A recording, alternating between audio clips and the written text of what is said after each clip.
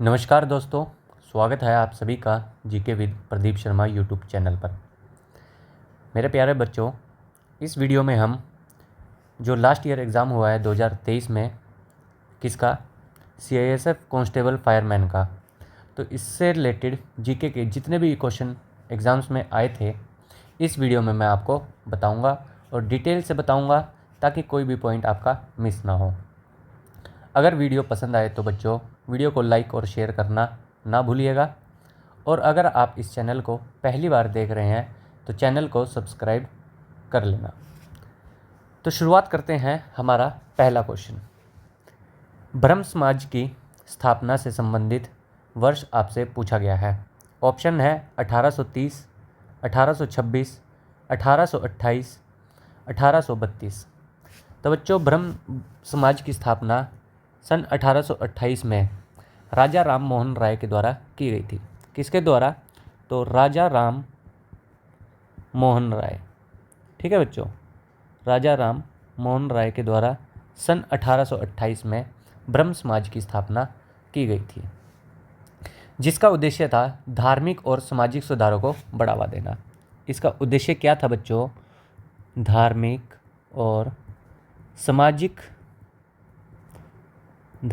और सामाजिक सुधारों को बढ़ावा देना।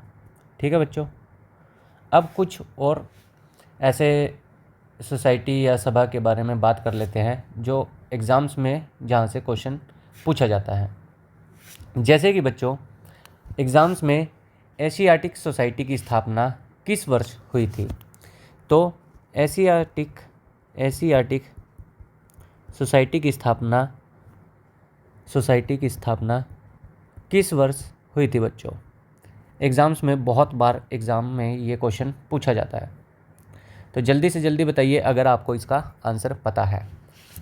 तो बच्चों, इसका राइट आंसर हो जाएगा सन 1784 में एशियाटिक सोसाइटी की स्थापना की गई थी, और इसके जो संस्थापक थे बच्चों वो थे विलियम जोन्स। कौन थे बच्चों? William Jones.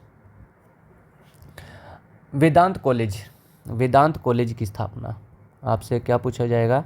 वेदांत कॉलेज की स्थापना कब हुई थी और इसके संस्थापक कौन थे बच्चों? तो जल्दी से जल्दी बताइए, वेदांत कॉलेज की स्थापना किसने की थी?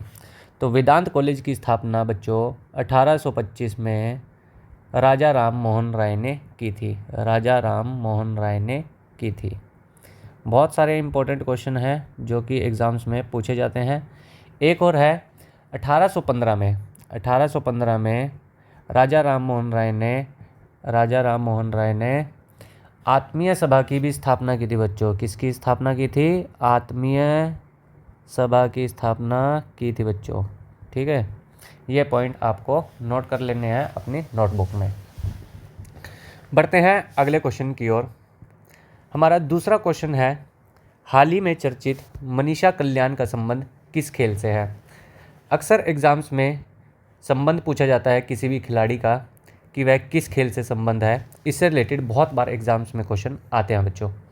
तो मनीषा कल्याण का संबंध किस खेल से है? तो प्यारे बच्चों, इसका राइट आंसर है ए, फुटबॉल। किससे है? फुटबॉल से। बढ़ते हैं अगले क्वेश्चन की तरफ। हमारा तीसरा क्वेश्चन है, 1992 में किस संशोधन अधिनियम द्वारा 3 और भाषाओं को 8वीं अनुसूची में सम्मिलित किया गया?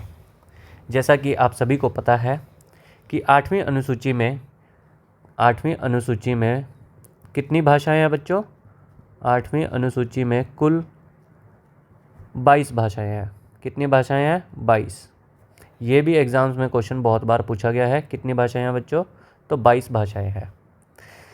तो किस संशोधन द्वारा 3 और भाषाओं को 8वीं अनुसूची में शामिल किया गया? जल्दी से इसका राइट आंसर बताइए। तो 1992 में 3 और भाषाओं को अधिनियम 72 के द्वारा, तो डी इसका राइट आंसर है। 72वां अधिनियम 1992 में 3 और भाषाओं को ऐड किया गया। पहले कितनी भाषाएं थी बच्चों 1992 तक? 19 ये बात आपको याद रखनी है। तो 3 और कौन कौन सी भाषाएं जो ऐड की गई 8वीं अनुसूची में, उनके बारे में मैं आपको बता देता हूँ। पहली थी बोडो, दूसरी है संथाली, और तीसरी भाषा जो ऐड की गई थी बच्चों वो थी डोगरी। कितनी बच्चों? तो डोगरी। तो एग्ज़ाम्स में एक और तरह से क्वेश्चन पूछा जाता है। वो किस तरह से एग्ज़ाम्स में क्वेश्चन आता है? यह पूछा जाता है कि बताइए इनमें से कौन सी भाषा भारत की अनुसूची में 8वीं अनुसूची में नहीं है। तो देख लेते हैं एक बार कौन कौन सी भाषाएं जो कि हैं, उनसे आपसे पूछा जाता है कि कौन कौन सी भाषाएं हैं जो कि भारत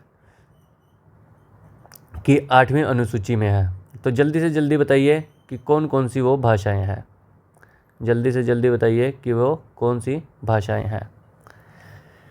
हमारा अगला क्वेश्चन है संविधान के अंतर्गत प्रदान किए गए समानता के अधिकार से। आपसे क्वेश्चन में क्या पूछा गया है, ये चीज़ इंपॉर्टेंट है।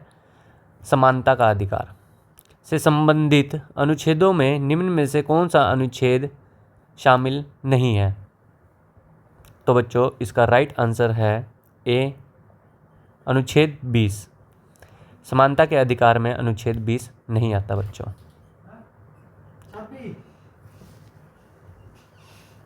अब बढ़ते हैं अगले क्वेश्चन की ओर। अगस्त 2023 तक उपलब्ध सूचना के आधार पर भारतीय संविधान की 8वीं अनुसूची में कितनी भाषाएं हैं। जैसा कि मैं आपको वीडियो के शुरुआत में ही बता चुका हूं, इसका बच्चों राइट आंसर क्या है, डी, 22 भाषाएं हैं। और उन 22 भाषाओं के बारे में अब मैं आपको बताता हूं। भारतीय संविधान की 8वीं अनुसूची में कुल 22 भाषाएं हैं बच्चों। और जैसा कि क्वेश्चन मैंने आपसे पूछा था कि कौन सी भाषा 8वीं अनुसूची में नहीं है, तो यहाँ पर देख लीजिए, इनमें हिंदी, अंग्रेजी, बांग्ला, गुजराती, कन्नड़, कश्मीरी, मैथिली, मलयालम, मणिपुरी, मराठी, नेपाली, उड़िया, पंजाबी, संस्कृत, सिंधी, तमिल, तेलुगु, उर्दू, असमिया, डोगरी, बोडो और संथाली शामिल है। तो लास्ट में आप देख सकते हो बच्चों, ये डोगरी, बोडो और संथाली, ये 3 भाषाएं लास्ट में 72वें संशोधन अधिनियम के द्वारा सन 1992 में ऐड की गई थी 8वीं अनुसूची में। इतना समझ आ गया बच्चों। बढ़ते हैं अगले क्वेश्चन की ओर। वर्ष 2000 में किस समिति की अनुशंसा पर तरलता समायोजन सुविधा यानी कि लिक्विडिटी एडजस्टमेंट फैसिलिटी को अपनाया गया था। तो बच्चों जल्दी से जल्दी बताइए इसका क्या सही उत्तर है। जल्दी से जल्दी बताइए इसका सही उत्तर क्या है बच्चों। वर्ष 2000 में किस समिति की अनुशंसा पर लिक्विडिटी एडजस्टमेंट फैसिलिटी को अपनाया गया था बच्चों। तो इस समिति का नाम है बच्चों श्यामला गोपीनाथ समिति। क्या है? श्यामला गोपीनाथ समिति। यह समिति भारतीय रिजर्व बैंक के द्वारा चलाए जा रहे मौद्रिक नीति के संदर्भ में कई सुधारों की सिफारिश के लिए जानी जाती है। ठीक है बच्चों, तो इसका राइट आंसर है श्यामला गोपीनाथ समिति। बढ़ते हैं अगले क्वेश्चन की ओर। जनगणना 2011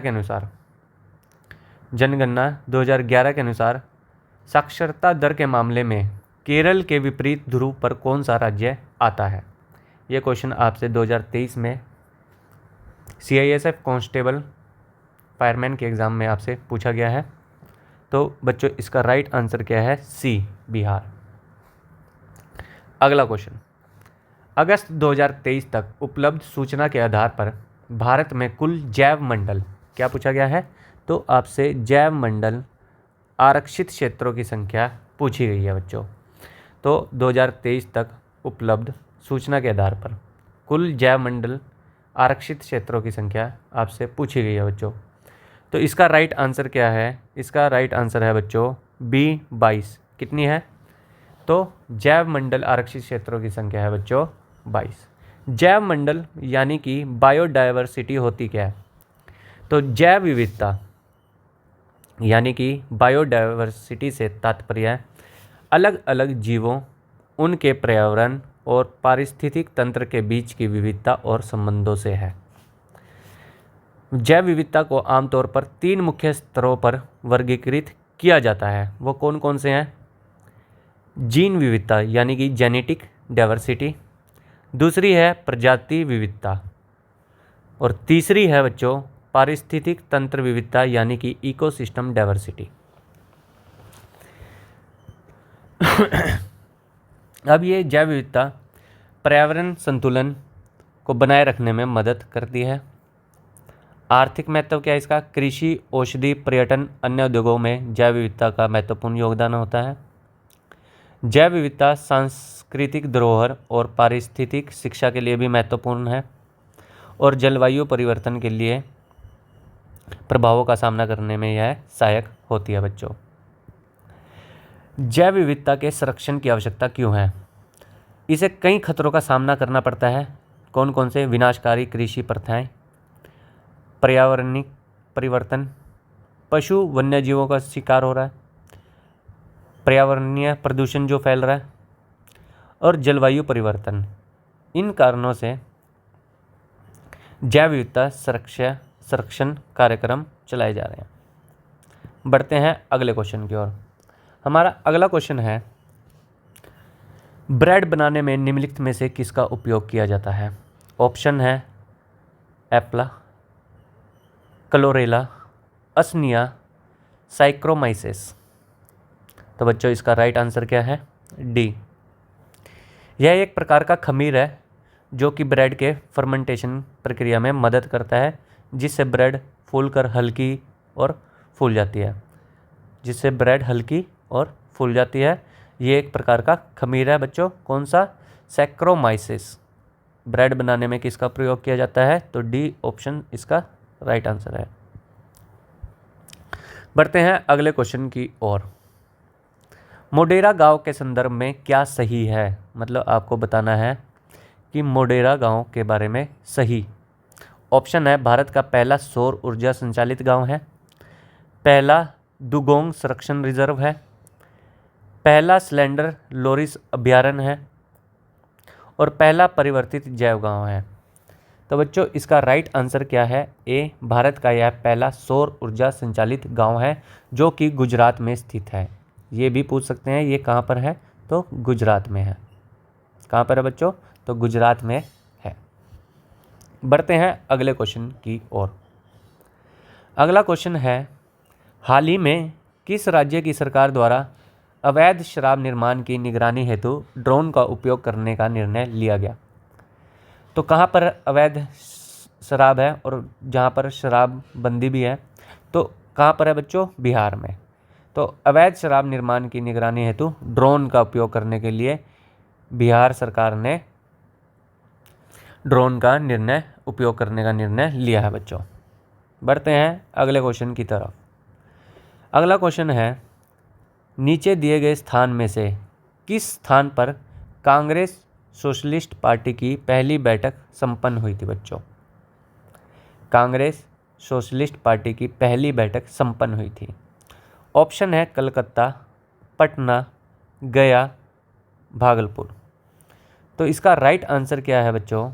इसका राइट आंसर है बच्चों बी, पटना में। कांग्रेस सोशलिस्ट पार्टी की स्थापना, यह बैठक कब हुई थी? और 1934 में। कहाँ पर हुई थी? तो यह हुई थी बच्चों पटना में। कहाँ पर हुई थी बच्चों? पटना में इसका सही उत्तर है। सर्वोच्च न्यायालय के स्थापना दिवस मनाने की शुरुआत किन के नेतृत्व में की गई है? यानी कि सुप्रीम कोर्ट के स्थापना दिवस मनाने की शुरुआत किसके नेतृत्व में इनमें से की गई है? ऑप्शन है A, N V. Ramana, B, D Y. Chandrachud, C, Uday U Lalit, D, Sharad Arvind Bobde. तो जल्दी से जल्दी बताइए इसका सही उत्तर क्या है बच्चों? सर्वोच्च न्यायालय के स्थापना दिवस मनाने की शुरुआत किन के नेतृत्व में की गई है? जल्दी से जल्दी कमेंट करके बताइए इसका सही उत्तर क्या होगा। तो बच्चों इसका सही उत्तर है बी, डी.वाई. चंद्रचूड़। तो 2022 में इसकी शुरुआत हुई थी। कब हुई थी बच्चों? 2022 में। अब आप मुझे सभी के सभी ये बताइए कि सुप्रीम कोर्ट की स्थापना कब हुई थी? जल्दी से जल्दी कमेंट करके बताइए, सुप्रीम कोर्ट की स्थापना कब हुई थी? जल्दी से जल्दी कमेंट करके बताइए। आपसे पूछा गया है छठ पूजा मुख्यतः किस राज्य का त्यौहार है? कौन सा बच्चों? छठ पूजा। तो छठ पूजा किस राज्य का त्यौहार है? सिंपल सा क्वेश्चन है, आप सभी को इसका आंसर पता होगा। तो छठ पूजा फेमस है बिहार में। किस लिए फेमस है बच्चों? तो छठ पूजा यह सूर्य देवता और छठी मैया की पूजा के लिए यह त्यौहार बिहार में मनाया जाता है। किसके लिए बच्चों? तो सूर्य देवता और छठी मैया की पूजा के लिए यह त्यौहार बिहार में मनाया जाता है। कुछ और फेमस जो हमारे त्यौहार हैं, जैसे कि बैसाखी यह फेमस त्यौहार पंजाब का यह फेमस त्यौहार है। महाराष्ट्र का गणेश चतुर्थी महाराष्ट्र का फेमस त्यौहार है। कहाँ का है बच्चों? महाराष्ट्र का। और डांडिया गुजरात में, डांडिया फेमस त्यौहार है गुजरात का बच्चों। ओणम केरल का है बच्चों। तो ऐसे एग्ज़ाम्स में क्वेश्चन पूछे जाते हैं कि यह त्यौहार किस राज्य का है, बताइए। बढ़ते हैं अगले पॉइंट की ओर। तो बिहार, यहाँ पर आप देख सकते हो छठ पूजा किसके लिए फेमस है? सूर्य देवता और इसमें छठी मैया की पूजा की जाती है। मकर संक्रांति आपसे पूछा जाएगा, बताइए मकर संक्रांति किसका त्यौहार है? तो यह बच्चों फसल का त्यौहार है। सत्यनारायण पूजा यानी कि पारिवारिक कल्याण के लिए की जाने वाली पूजा सत्यनारायण पूजा कहलाती है। महाराष्ट्र में गणेश चतुर्थी भगवान गणेश की पूजा से संबंधित है। नवरे यह महाराष्ट्र का नया साल है। और दिवाली यानी कि दीपों का त्यौहार। बढ़ते हैं अगले क्वेश्चन की ओर। हाल ही में पहली बार विदेशी धरती पर सुखोई लड़ाकू विमान उड़ाने वाली पहली महिला बनने का श्रेय किसे हासिल हुआ है? आपके ऑप्शन है कैप्टन शिवा चौहान, अवनी चतुर्वेदी, कैप्टन सुरभि जखमोला, निकहत जरीन।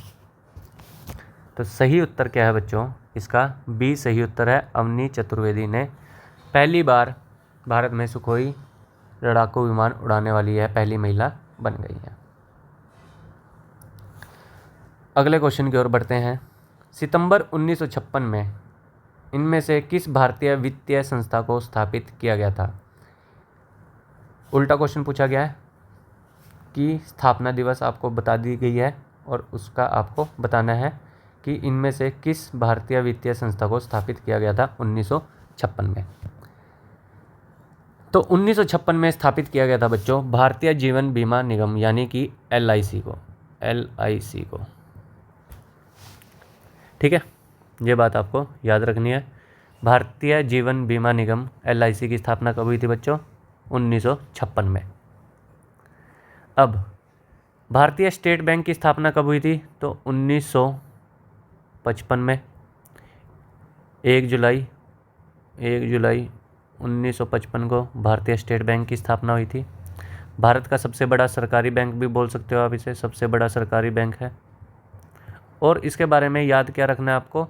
इससे पहले इम्पीरियल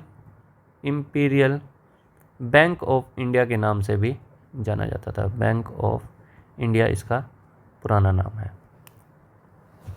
ठीक है बच्चों। भारतीय रिजर्व बैंक इसकी स्थापना कब हुई थी बच्चों? तो 1 अप्रैल 1 अप्रैल 1935। यह भारत का केंद्रीय बैंक है। भारत का केंद्रीय सेंट्रल बैंक कौन सा है? तो RBI। इसका मुख्यालय कहाँ पर था पहले बच्चों? तो इसका मुख्यालय था कोलकाता में पहले। अब कहाँ पर है? अब है बच्चों मुंबई में। कहाँ पर है? मुंबई में। ये ऐसे ऐसे छोटे छोटे पॉइंट एग्जाम्स में पूछ लिए जाते हैं। बढ़ते हैं अगले क्वेश्चन की तरफ। अगला क्वेश्चन क्या है बच्चों? अगला क्वेश्चन है, इनमें से किस राज्य में मेडिसिन फ्रॉम द स्काई का शुभारंभ किया गया है? यानी कि ड्रोन के जरिए, स्काई मतलब आसमान में, मेडिसिन आसमान के जरिए आपको मेडिसिन प्रोवाइड कराई जाएगी। तो यह पहला ड्रोन तकनीकी उपयोग के द्वारा आपको मेडिसिन प्रोवाइड करवाएगा। ऐसा कौन सा राज्य है जिसमें यह इसकी शुरुआत हुई है? ऑप्शन है तेलंगाना, मुंबई, केरल, कर्नाटक। तो बच्चों इसकी शुरुआत हुई है तेलंगाना में। कहाँ पर? तेलंगाना इसका सही उत्तर है। ए इसका आंसर है। बढ़ते हैं आज का हमारा अंतिम क्वेश्चन। आज का हमारा अंतिम क्वेश्चन है, the custom of India, the custom of India manuscript, the custom of India manuscript यानी कि पांडुलिपि, मैन्यूस्क्रिप्ट पांडुलिपि का संबंध किस लेखक से है? जल्दी से जल्दी बताइए इसका आंसर क्या होगा। ऑप्शन है Domingo Paes, Marco Polo, Ibn Battuta, William Hawkins. तो जल्दी से जल्दी बताइए इसका सही उत्तर क्या होगा। तो इसका सही उत्तर है बच्चों बी, इसका राइट आंसर है Marco Polo. The custom of India manuscript का संबंध है मार्को पोलो से। आज के लिए बस इतना ही बच्चों। धन्यवाद। अगर वीडियो आपको पसंद आई हो तो वीडियो को अपने दोस्तों को ज़रूर शेयर करना। धन्यवाद। सत श्री अकाल। जय श्री राम।